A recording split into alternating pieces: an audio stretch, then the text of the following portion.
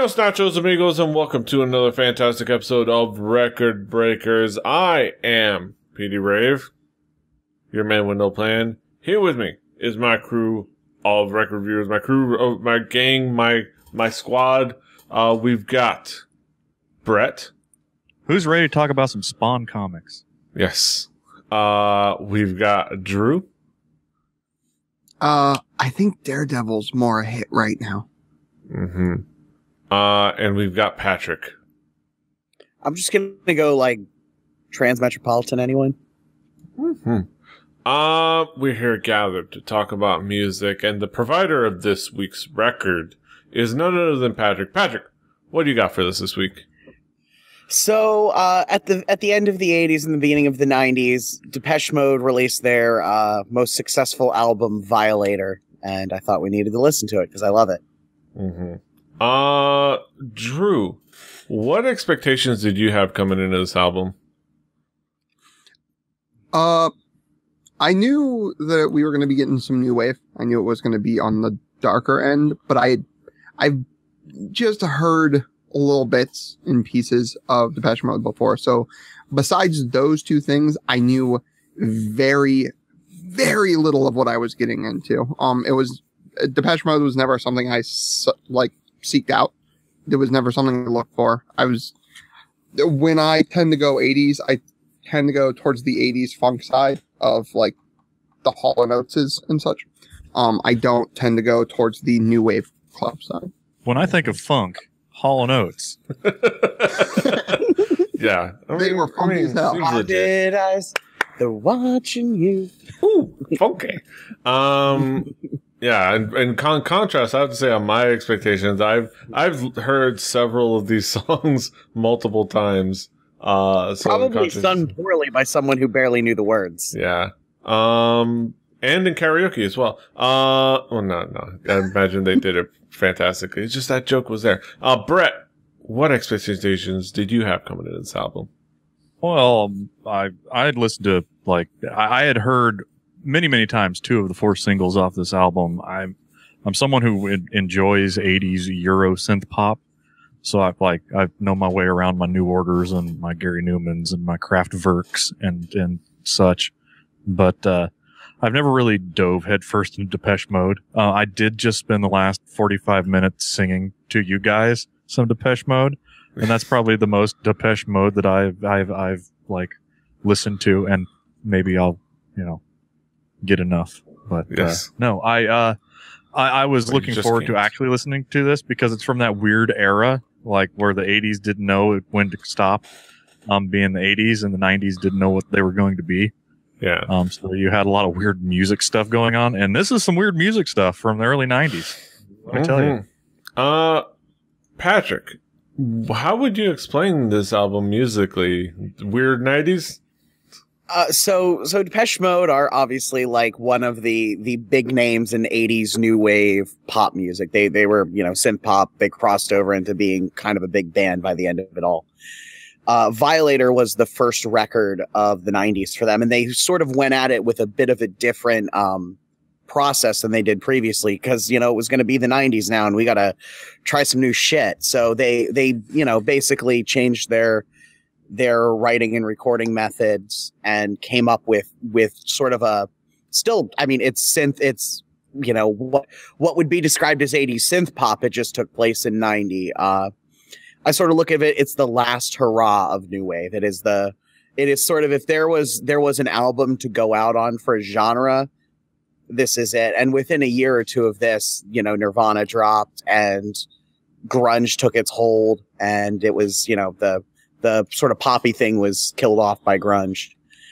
It's Depeche Mode. Their big thing was they always, had the synths and keyboards and drum machines, but also usually mixed in bass and guitars, which was sometimes a thing with some of the 80s bands, sometimes not. And they were always, kind of in a gothy sort of eyeliner wearing, pale with black nail polish sort of music, because they all grew up listening to The Cure. Yeah. Drew, what themes and elements caught your attention about this record? Well, going into it, as I said, I didn't really listen to much Depeche Mode before, and then diving into it, the lyrical content was a lot like more brooding and like sort of on the sadder end to me, which I was not expecting out of a new wave band, which was kind of cool, given the style of the music as a whole. The album is really, really well put together. The mixing is fantastic. The bass is always kept well controlled. The bass being the kick drum, not the bass guitar, but the bass guitar had a very great heavy thickness to it that I really, really liked. All the music is very dark and very brooding, even in the like dancier tracks. It had this sort of heavy feel to it, which I think was kind of cool. And it all sounds fantastic, which is weird to me because as I was explaining to Brett, when we first got in here, like it just, to me, at certain points, I was forgetting I was listening to it. It like faded into the background, and there was a time, and I was reminded of Top Gear at a certain point because they described the 2010 Ford Focus as some car, and this was like if somebody handed me like an hour of some music. Like it was good, it was really well put together, but it just at certain points, like towards the latter half of the record, it just sort of fell into the background for me, and I was like, oh wait, no, I'm supposed to be listening intently to this and like dissecting this, and I don't know, it was weird. Mm-hmm. Brett, what themes and elements caught your attention about this record? Well, there were synthesizers. I don't know if you guys knew they're making fake trumpet noises in some songs, like some really really awful like orchestral hits too. It was like I didn't know that synthesizers through the 90s like got the up treatment like they did. But no, it was almost put together like a an orchestral work. There was like 8 million layers of synthesizer going on at one time, and you had kind of mopey lyrics over the top of it for most of it. It was had sort of that feel that like at the time this album came out, that would have been right on the tail of 9 Inch Nails becoming a thing. There was some like the synthesizer and the drum sequencer was starting to get used by industrial acts as on the reg, and this was sort of the last hurrah of this. Was I think even Geddy Lee put away his synthesizers at this era, and it's definitely of its time, but there's some clarity to it. And you can tell that certain like voices in the music and in the synths especially are put back. They're not as forward facing. They're sort of voiced quieter. And I can tell that somebody in the studio did a pretty bang up job setting that all up. That is by design. If it was everything had equal levels, it would be a very, very, there'd be a lot of traffic in each song. They had a really good way of separating out each of the tones. And they were clinging onto that 80s tone, like their Death Grip, but they did have some stuff going into it that, the beats, the way that they structure their songs, were a lot more modern than, weird poppy, not like Human League or anything. Yeah. It had that mix that it was well made, and it was had a catchiness, but yeah, it had that brooding, like Drew said, like that. And you guys said it was like, just getting the themes and of like this lyrical content and a little bit of kinkiness too as well. Patrick, what would be some of the key tracks for you? So it's a pop record, so I'm going to end up ultimately talking about the singles. Like half this album got released as a single at one point or another over the course of, its time being popular. The opener to do the Record Breakers thing, World in My Eyes, has it's a great opening track. It's not the best track on the album, but it feels like I can imagine if you were really into Depeche Mode and like you ran to the record store in 1990 and got this, and that was where you started, you'd be like, I'm good with this. I'm in. Let's do this. Personal Jesus, which is like, to me, it's the song that got me hooked. Just, I don't even remember why I listened to Violator, but it had to do with that particular song and sort of really, really digging the guitar line that just sort of trudges throughout the song and drives it. It's this, you know, super repetitive, purposefully repetitive guitar lick that's, you know, 5 or 6 notes, and you could teach anyone who's, you know, held a guitar for more than 8 minutes how to play, but it just beats itself into the ground and it works. My favorite though, and one of, I think one of the best pop songs of all time is Enjoy the Silence. It's got your, you know, classic 4 on the floor driving kick drum that, you know, keeps the song going, but it's got really pretty harmonies, and it does what Depeche Mode has always done really well, which is be poppy and danceable, but like this weird, like haunting darkness to it that made them different than, say, New Order or Duran Duran, who were kind of in a lot of ways doing the same thing, but did not have that sort of gothy darkness to it on top of it. And then the song that has grown on me over the years, Policy of Truth.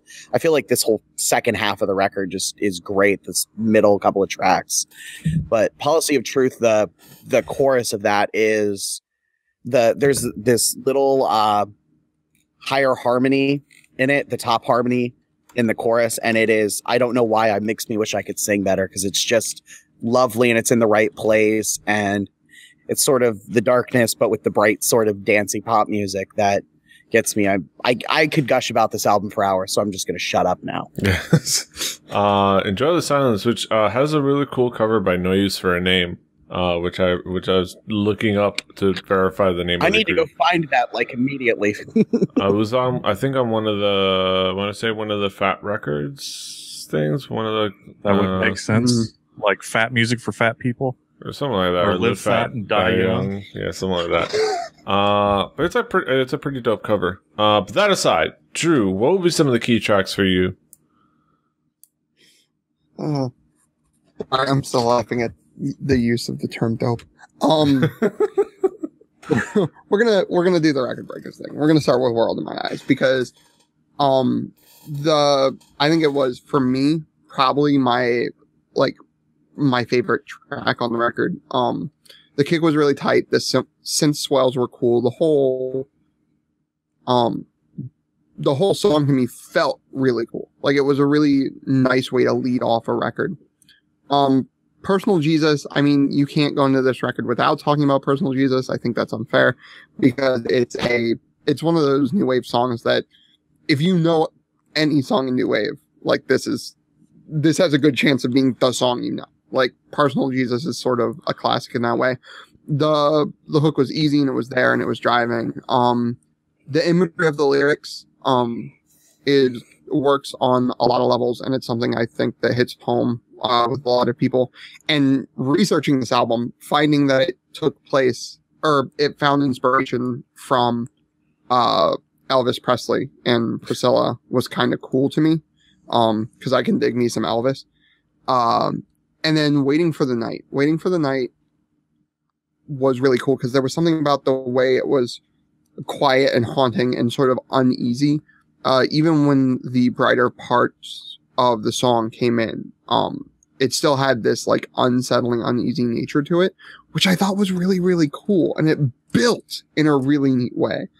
So like, I thought that song was just, I don't know, it was kind of weird, but it worked. It's something that, like, as I said, some of the songs started to fade into the background at certain points, but Waiting for the Night, whenever it came around, it piqued my attention. Like, something about that song, like, in my ear was just like, oh, right.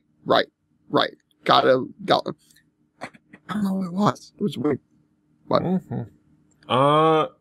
Brett, what would be some of the key tracks for you? This is a song that, this is an album that is lifted by the singles on it. The valleys for me, personally, are a lot deeper than the highs of the peaks. But it has 2 songs that are going to transcend, time and genre. Personal Jesus is everywhere. It's even on Grand Theft Auto. I mean, it's something that has legs. and Enjoy the Silence is probably the most well-constructed song on this album, and it has just enough, like 80s pretentious, like we're going to leave the song doing pretty much nothing for the last section of it, just to make it extra horrible to try and loop over and over to, like, there's, it's kind of weird. The things that you would do, like, I bet that there would be problems with your cassette player that has the auto rewind with the end of a song, like in your Cadillac DeVille from 1991, with this cassette tape. But, they really did some great work with those two songs. The rest of the album, I could really take or leave. There was nothing really there that stood out. It was more of the same. But long after I'm around, which, could be tomorrow, but long after, you're still going to have people pulling out Personal Jesus, covering, it's such a simple song, but Enjoy the Silence is the song that's going to, have historical legs in the original cut. Like, people are going to remember it from, it's not something that has regular radio play. It's not something that, Crazy Old Fart recorded a cover of. And did a better job than the original, I think. But it's just something Is that a reference to Hurt? No, that was he also did the Personal Jesus. Yeah. But it's one of those albums that was put together by one of the best people at putting things together. Just go look through the albums that have gone diamond that the people involved in this album have touched. It's an overall well put together album, but I can't really draw too much from it because it sort of all muddies together. Like it's very brooding and sort of like the album takes off and like a soundtrack to a 90s detective thriller starring a female lead with a terrible haircut. Like, it's like, it's got a sound of a certain time and period in my life of watching bad TV. And, I don't hold with it, maybe. I don't know. That's my opinion. Yeah. There's also, some of those two tracks are definitely indelible in memory if you were around at the time. And there's also really cool songs that I've listened to many times in Policy of Truth, which is fantastic and fun. And another interesting record is the closer. It caught my attention, which is Clean, the official closer of the actual album, Clean, not the 2006 collector's edition, which is an interesting track. And then we can go back around the horn to get final thoughts on the album. Drew, what would be your conclusion about the album overall? Overall, I thought it was really kind of cool.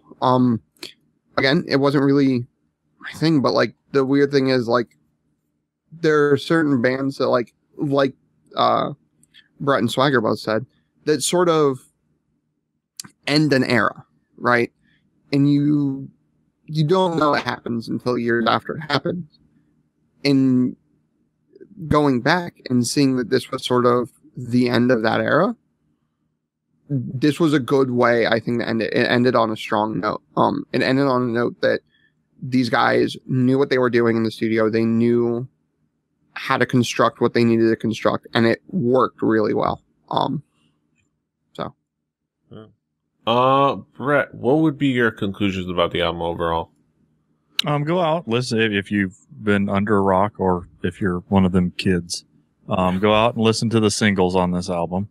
If that's what you want. The album doesn't do the awful thing where the singles sound nothing like the rest of the album. There's more of that in there.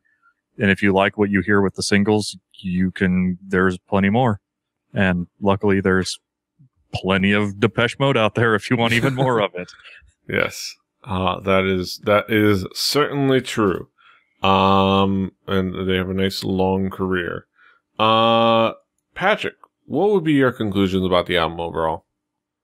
I sort of said at the beginning, this is one of my all-time favorites. Like, I will be the first to say I understand it's not everybody's favorite because that's how albums work. But like, if I was making my all-time top 10 favorite records of all time, this is in it somewhere. For me, there's not a bad track on it.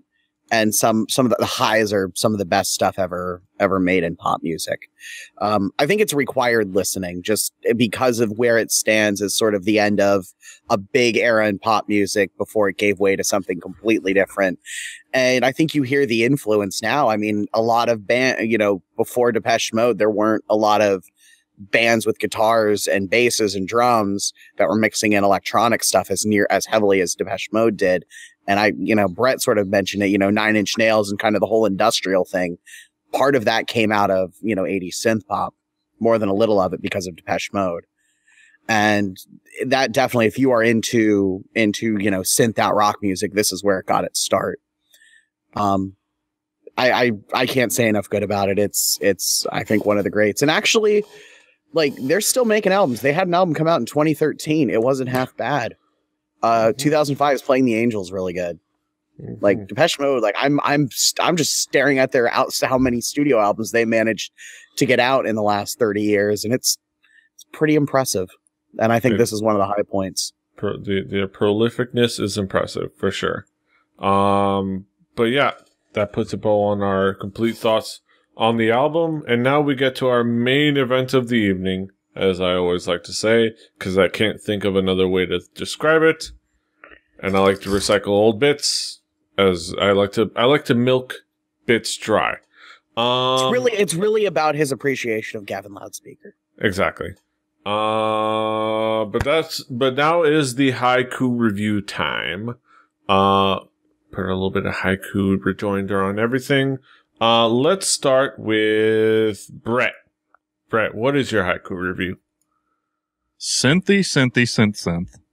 Lyrically super mopey. I just can't get enough. Drew, what is your haiku?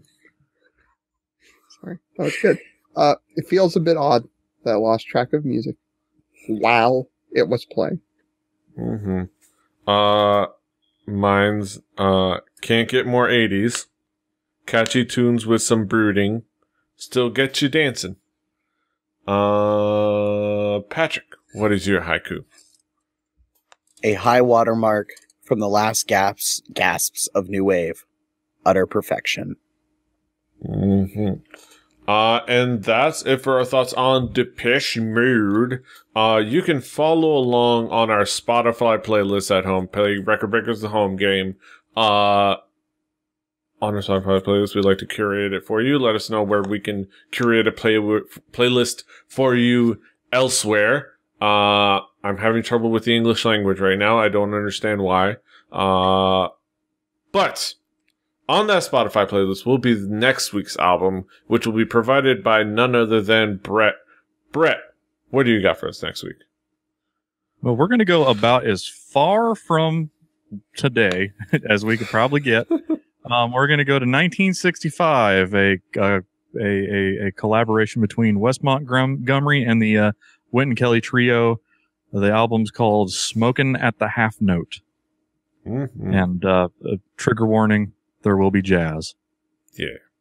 There will be jazz.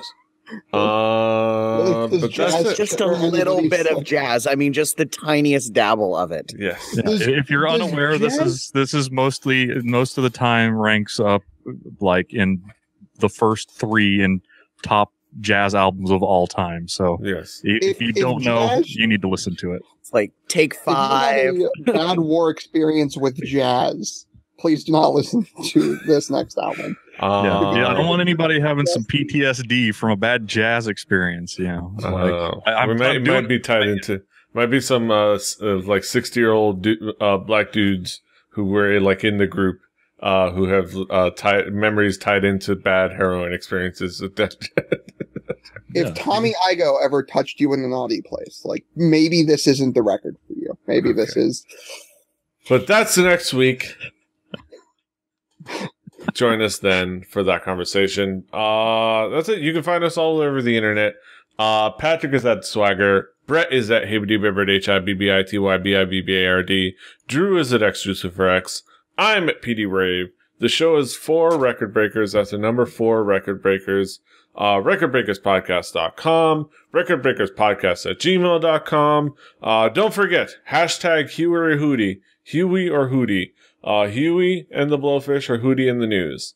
Tell us your answer. 100% of the votes are in for Darius Rucker. Mm-hmm. So you need to fix that. If you do, do it. Do it. All right. That's it. Until next time. Hasta los huevos.